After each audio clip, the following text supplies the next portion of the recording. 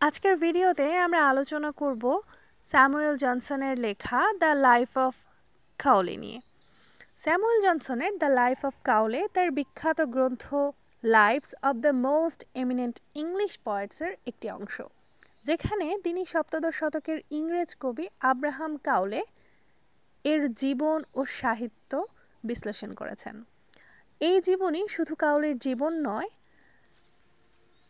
বরং জনসনের সমালোচনামূলক দৃষ্টিভঙ্গি ও কবিতার প্রতি তার দার্শনিক মনোভাবেরও বহিঃপ্রকাশ।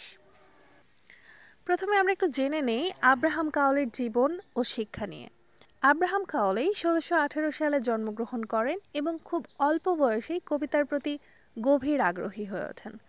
তার সাহিত্যে প্রতিভা ছোটবেলা থেকেই ফুটে ওঠে, বিশেষ করে যখন মাত্র ১০ বছর বয়সে তার প্রথম কবিতা সংকলন পয়েটিক্যাল ব্লজমস প্রকাশিত হয়।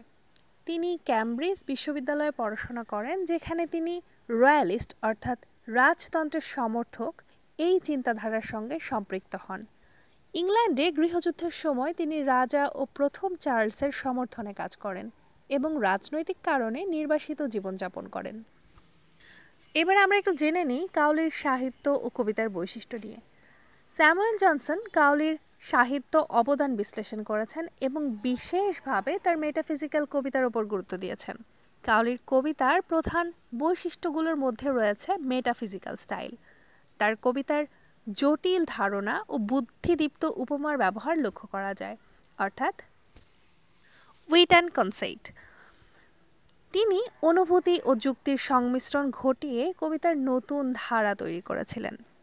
প্রকৃতির প্রতি ছিল তার বিশেষ অনুরাগ। তিনি প্রকৃতি ও প্রেমকে কবিতায় নতুনভাবে উপস্থাপন করেছেন। ক্লাসিক্যাল প্রভাব লক্ষ্য করা যায় তার লেখায়। কাউলির লেখায় সাধারণত ল্যাতিন ও গ্রিক সাহিত্য ও দর্শনের প্রভাব স্পষ্ট। এছাড়াও রাজনৈতিক বিষয়াদি ও দেশপ্রেমও লক্ষ্য করা যায়। গৃহযুদ্ধের সময় তার লেখায় রয়্যালিস্ট মনোভাবের ছাপ পড়ে, যা তার রাজনীতির প্রতি আগ্রহকে বোঝায়। এবার আসা যাক জনসনের সমালোচনামূলক মূল্যায়ন। স্যামুয়েল জনসন আব্রাহাম কাউলির প্রতিভা ও কাব্য প্রতিভার স্বীকৃতি দিলেও তিনি তার কবিতার কিছু সীমাবদ্ধতা নিয়েও আলোচনা করেছেন।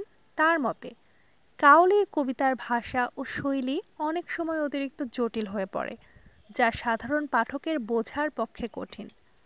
মেটাফিজিক্যাল কবিতায় অযৌক্তিক অতিরিক্ত কনসেইট ব্যবহার কবিতার সার্বিক সৌন্দর্যকে ক্ষুণ্ণ করেছে।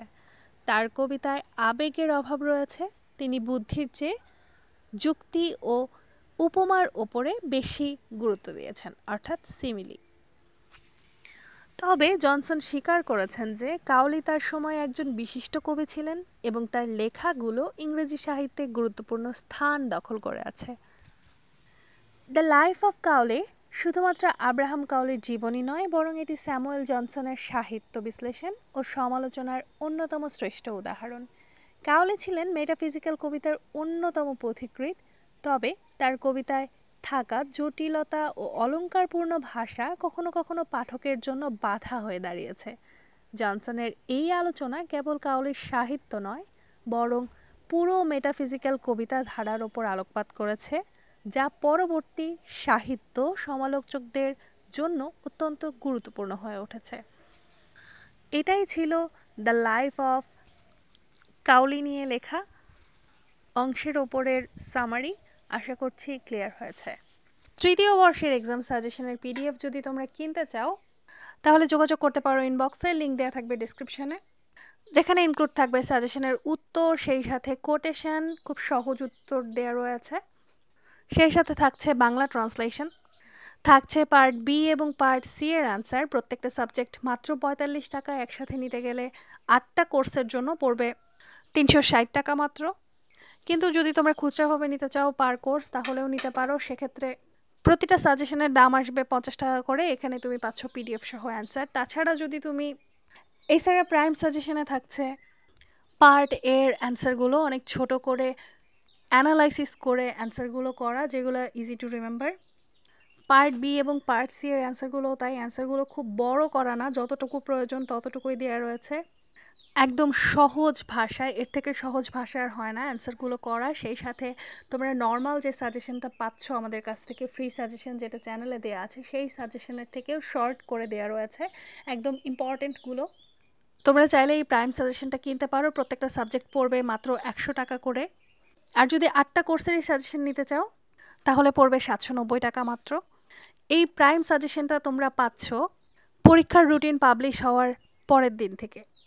সাধারণত এই ছোট্ট সাজেশন থেকে তোমরা 80% কমন পাবে শিওর, কিন্তু তারপরও যদি তোমাদের 50% কমনও না আসে সেক্ষেত্রে আমরা 50% টাকা তোমাদেরকে ব্যাক করব, রিটার্ন করব।